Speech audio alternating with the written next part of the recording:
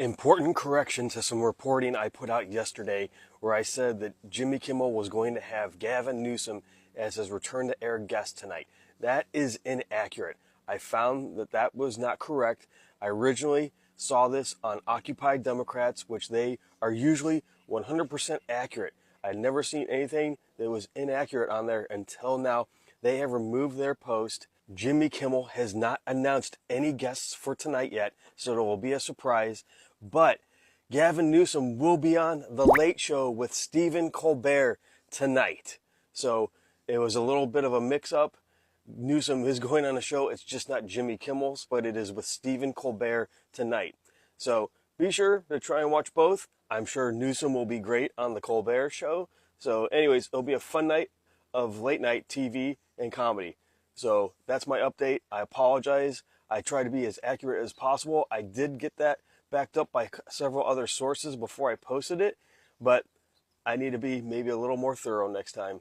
So I'll be sure to do that going forward so I can give you guys the most accurate, reliable news possible that you want to know about. So be sure to like this, comment, subscribe, follow, and I'll see you back here for the 411. When I think about what I want out of the perfect president, I think of something that happened this weekend where the president greets a grieving widow at her husband's funeral. She walks out, he embraces her in a hug, kisses both cheeks, and then gives a little, like, I grabbed that piece of ass. That's exactly what I want out of a president of the United States. When Donald Trump hugged Erica Kirk as she is the grieving widow after her husband was assassinated, and he holds her in his arms, turns his head, and does a, like, yeah, I got me a piece of that. Look, boys, what I got. That's exactly what I want. Nothing screams presidential more. Nothing screams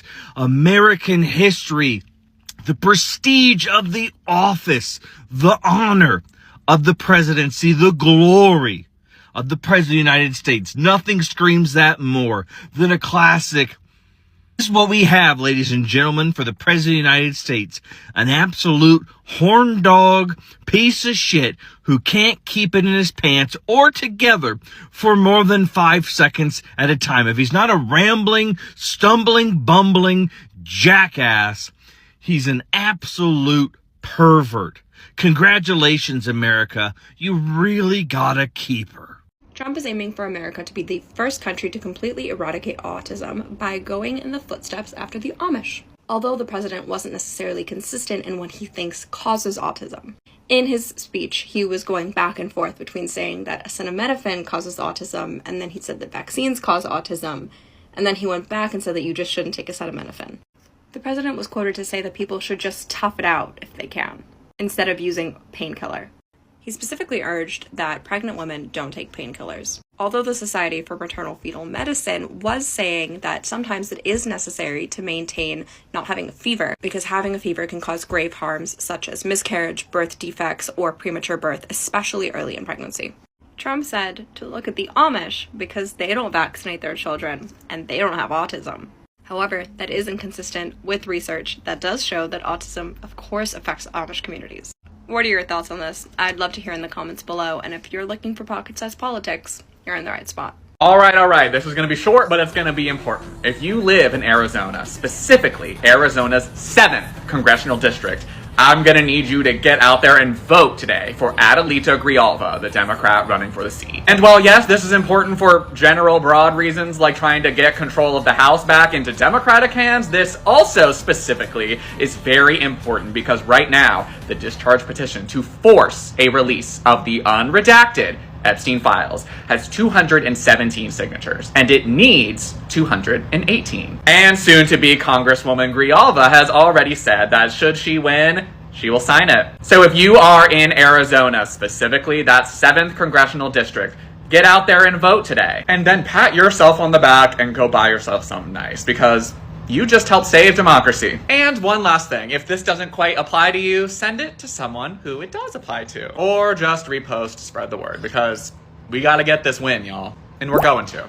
Donald Trump just gave his speech at the UN General Assembly shortly ago in New York City, where he gave a campaign-style speech that lasted about an hour, when it was only supposed to be 15 minutes long. And he aired grievances with certain UN countries. He talked about green energy and railed against climate change. And then went on to say he deserves the Nobel Peace Prize and said that the UN countries are all going to hell. Yeah. So tells them they're all going to hell and then says he deserves the Nobel Peace Prize. He also complained about things in the UN building, and like, it's truly remarkable. I just wonder what these countries are saying now behind closed doors about what he had to say. I'm curious what they really think about the United States of America and how offended they probably were by many of his comments. I mean, if you're from one of these UN countries, what do you guys think about America? Do you think your country is going to hell, or do you think there's another country that's going to hell? Let me know in the comments. Like, share, spread the word, follow, subscribe, and I'll see you back here for the 411. Yesterday was the worst day I've ever had as an American. My personal information was leaked and doxed. And I was on the receiving end of a very dangerous campaign. In my 5 years on social media, nothing like that, nothing that extreme has ever happened.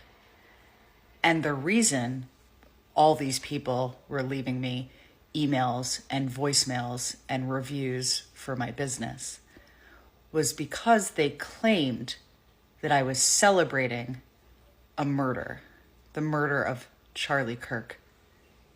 And I have never done that.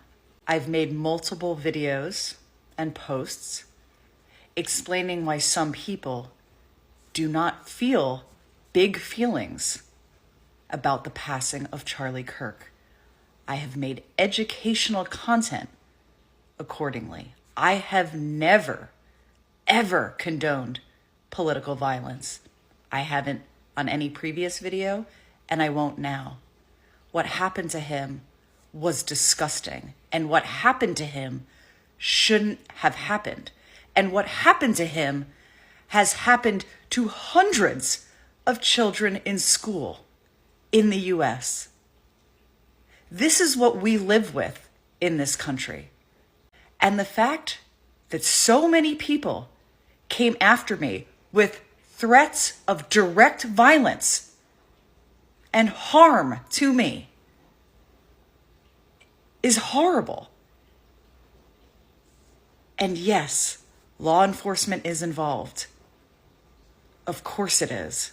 And every person who did what they did to me yesterday will be dealt with accordingly. It's out of my hands now. And people claim the left are the violent ones? Well, it's Tuesday, baby, and I just got done watching the Orange Pappy, old Daddy Dumpy Pants, talking at the little UN thing, honey, they had up there in New York. And, of course, he rambled on about himself, baby, on and on and on again. He thinks he's so very great. He said he ended 7 wars. I still have yet to know these 7 wars he's ended, dear. He has never ended 7 wars. Would somebody in MAGA please explain to me what 7 wars he ended? Because I have yet to see any war that he has ended. You mean the little 3-day kerfuffle that went on between India and Pakistan that he had absolutely nothing to do with? Or the other little, like, week-long kerfuffle between Indonesia and Malaysia there? That one? Which one did he end? Because the shit going on in the Congo is still going on today. As a matter of fact, when we talk about wars and the 2 wars that are actually at play that he promised he was going to end on day 1, friend, thanks to the Orange Man, thanks to your senile ass old pappy, yes, Cujo fucking knows. Cujo's upset because Cujo knows what I'm about to say about acceleration, baby. Thanks to Orange Pappy, Voldemort Poontang, his little meeting with the Orange Man in Alaska. Directly after that meeting, Voldemort Poontang was no longer satisfied blowing the hell out of Ukraine and decided to deploy some drones into Poland and Romania too. Oh, and then he got real fucking ballsy and decided he was going to fly surveillance drones way too close to Alaska airspace. All thanks to Daddy Dumpy Pants. So acceleration, honey. He accelerated the war plans of Voldemort Puntane in the Russian land. And when it comes to Dudu Netanyahu and ending that war, that G-side, baby, Daddy Dumpy Pants gave Dudu the green fucking light and extra money so that he could continue his G-side. Also, Daddy Dumpy Pants could turn the Gaza Strip into Trump Strip. So, no ending that there, just escalation, baby. And bringing our nation into that escalation, putting a stain on us. We will forever be associated with a G-side as the primary funders of such. Thanks to Daddy, but he thinks he needs the Nobel Peace Prize today. And I also want to remind everybody, now that we're talking about the Nobel Peace Prize, just this little bit of information. You see the red hats, the Republicans, the misfit toys up there on Capitol Hill trying to pull a stunt. They want to declare October 14th a holiday in honor of Charlie Kirk, because apparently that just so happens to be his birthday. Well, I just want to let you know today there are other things that you can celebrate on October 14th. That just so happens to be the day that MLK received his Nobel Peace Prize, baby. I think on October 14th, I will be celebrating the day that MLK received his Nobel Peace Prize. Not a podcaster passing away. Or hell, you could even celebrate Hannah Arendt's birthday, the philosopher, dear. You know, the one that sat in on the Nuremberg trials. The banality of evil. The one that explained to the world the philosophy behind just following orders, dear, and how that excuse will not fly. Maybe you can celebrate her birthday on that day. As a matter of fact, you can go to Google and you can put in October 14th and you can see throughout history all the things that have happened on that day that are way more important to recognize and celebrate than a podcaster passing away. I'm going to hop on off of here. I've had to listen to too much stupidity coming out of the Orange Fool today, and I've got some grocery shopping to do. My cupboards are bare. I was out of town, honey, and I need to put some food in there. So I'm going to step out for a minute, but do not forget, on October 14th, we will be celebrating anything and everything but a podcaster passing away. Okay. Okay, so let's talk about it again. Okay, I've got more information. I've got more stuff, all right? There's a guy that I've been watching for a minute here. He's not left, so I don't go to his actual page. Anyway, point is, he's super dialed in, and he's into guns, like a lot, and he's got lots of hookups, and they've done testing on the gun, the bullets, the everything, okay? They've done a ballistic skull. I'm not even joking. But what I'm trying to say is that there's new footage, more angles, and more information from the FBI, right, to collate in.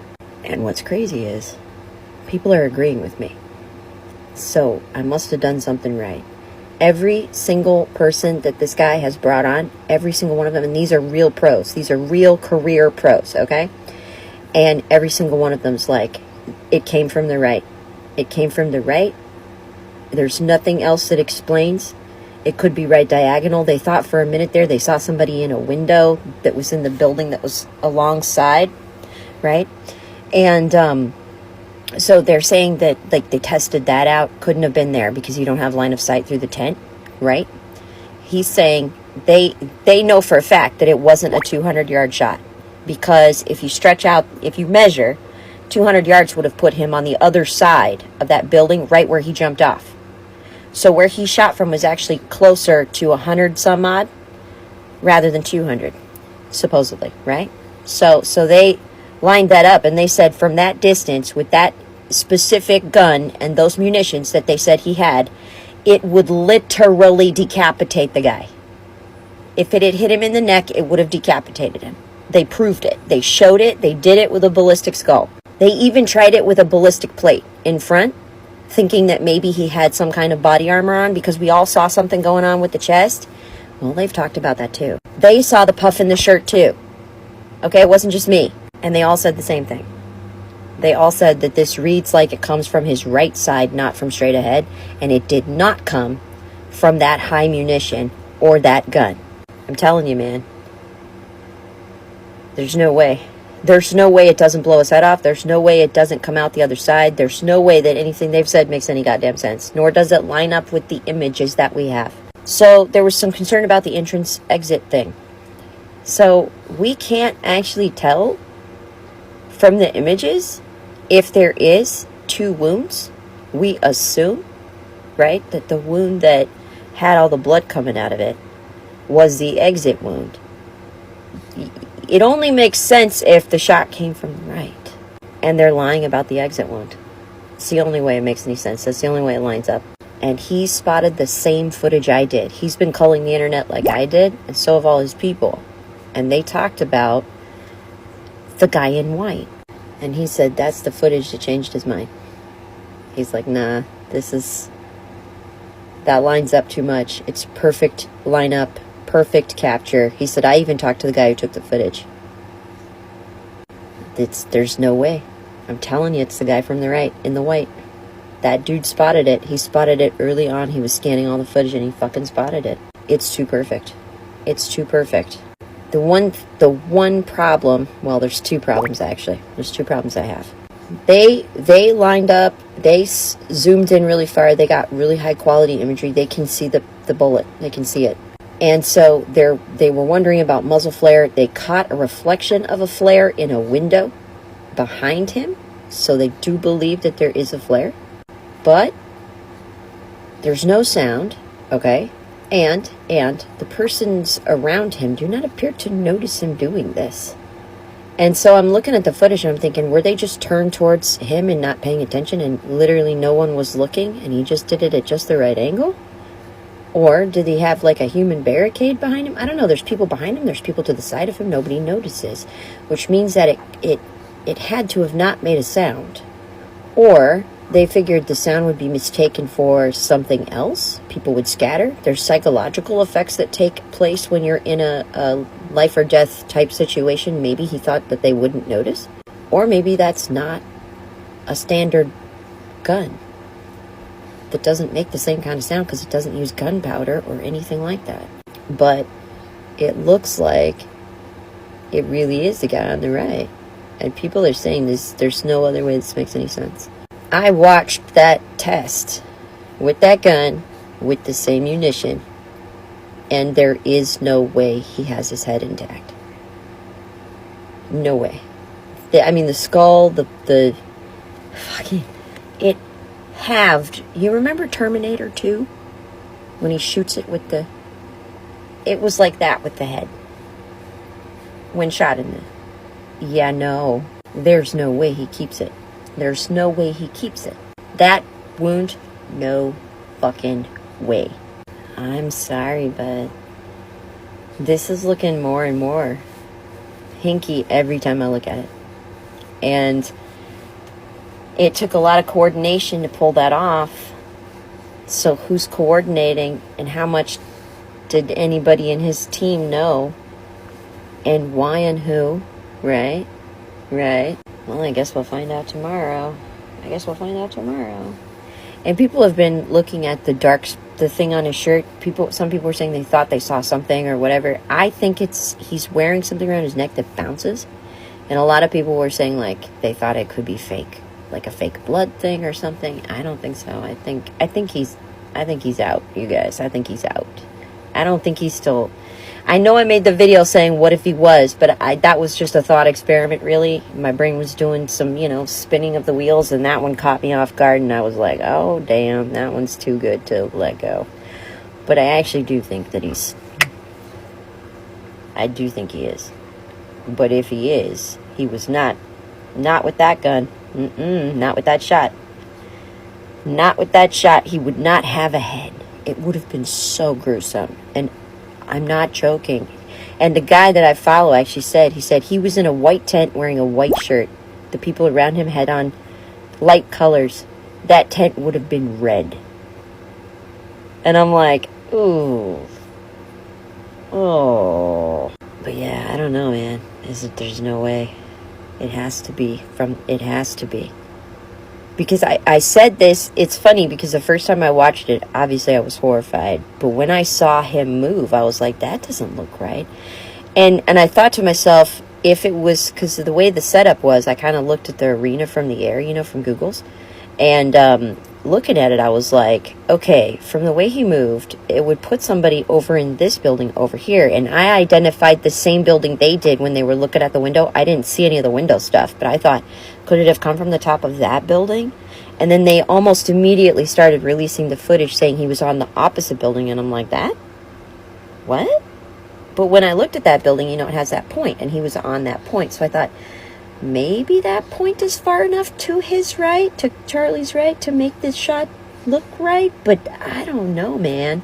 And then that footage came up. Yeah, no. Okay, all that true crime is paying off, you guys. All that forensic files. There's just no way that shot makes any sense. There is no fucking way he used a 30-06. I'm serious. He would not have a head. Good morning, my peeps. Listen, this is a special shout out to my folk in Houston, Texas. My people in Houston, Texas. You need to stop the buddy system. You need to start not traveling alone anymore. I just saw a report this morning where five of us have been found unalived in Texas. There is a serial out here, and his target is us. Yeah.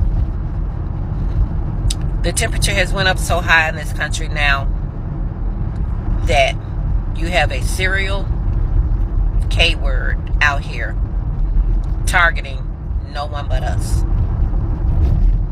It's like they're not going to stop until they get what they want. It's like it's not going to stop until they get the right one. And you hear that statement, and we all know what that statement means when we hear it in the African American community. The first time you hear that statement, oh, this what we doing now? When you hear that statement said by the right individual, it's going to be more than y'all thought you bargained for. Because my question is, let's say the finding of the people unalived on tree branches. Let's say, what would happen, or what do you think would happen if all of a sudden the people that are found on these branches, at the end of these branches, are not African American? Then what? What do you think would happen if it starts being them and not us? What would happen? Do you think the mainstream media will finally have the balls to report a lynching? Or do you think the mainstream media will come out and say it's their duty to report the unaliving of innocent people being found in trees? Do you think that they will have a certain turnabout, and all of a sudden it would be suddenly newsworthy? All of a sudden it would be something they feel that the public has a right to know. Do you think that will happen? Because I am. I'm thinking, if the color of the skin changes, so will the coverage of the issue.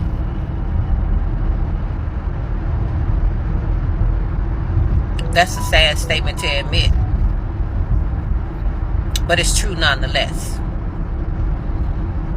Have you heard of any of these 5 innocent individuals being found unalived in Houston on mainstream media? Have you heard about the lynching of our brothers, the truck drivers in North Carolina? Have you heard about that on mainstream media? It's a simple question, and it just requires a yes or no answer. No debate. It either is or it's not being covered. I haven't seen it on anything. But then too, you can't really go about what I know because I don't watch mainstream media anymore. So I'm asking the people that still do frequent mainstream media, are these the stories being told? Are they? I highly doubt it. So my people in Houston, my people all over this sick ass country, be careful. Watch your back. Travel in pairs, in packs, because these cowards only attack when you're alone and the numbers are on their side. They would never come out person for person, matching body for body. All they're gonna do is look for the ones that they can overpower, outnumber, and gang up on. You will never see 1 against 1. You will never see 5 against 5. You'll see 15 against 1. That's how they do it. They don't have the courage. They don't have the bravery to go one-on-one with a person. They need the numbers on their side. They need to know that they outnumber you at least by 10 before they get the balls to do what they do. If you catch them one-on-one, you won't hear a peep out of them, or you'll hear them crying and apologizing. Like the dude that was all so bad behind that wheel, talking that trash to this black guy. The black guy decided to follow him where he was going, approach him when he got where he was going, and he sit up and whine and cried like a baby. See, that's the true nature of some of y'all so-called bravery and manhood. In packs, you're brave. Alone, you're a coward. Which tells me in a pack, you just a rabid, foaming at the mouth animal. But alone, you a little old bitty sheep with nobody to follow. So you cave and you bow. If that's the kind of bravery you have, it's the most pathetic form there is out there. You are the lowest form on this earth. And that's what a lot of y'all come from. It's sad to say a lot of you were groomed for that. Y'all heard stories since you were a little kid about how y'all ancestors, Pawpaw and great Pawpaw, great grandpawpaw and all them, they had all their stories to tell and all their little trophies to show.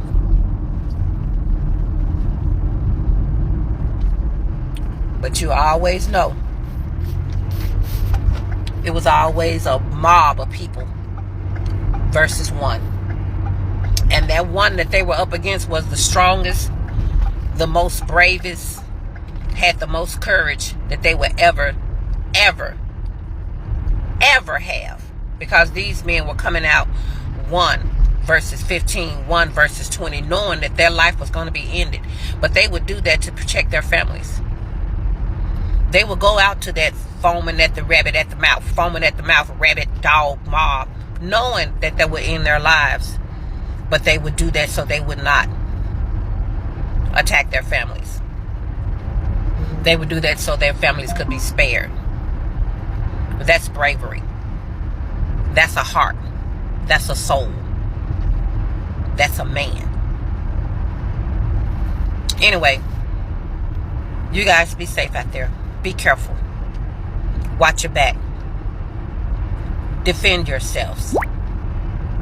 Make sure you have what you need to defend yourself. It's a war out here. And they're having their way because we are not all aware that they have declared war. But when the ones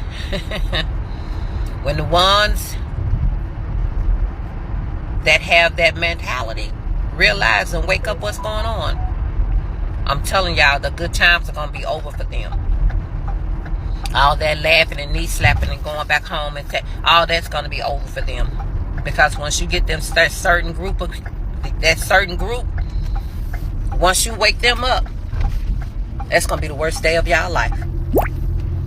I promise you. My peeps, once again, be careful. You know there's a target on your forehead. Be prepared at all times. I love you guys. Gotta get out of here. But I just got one question before I get out of here.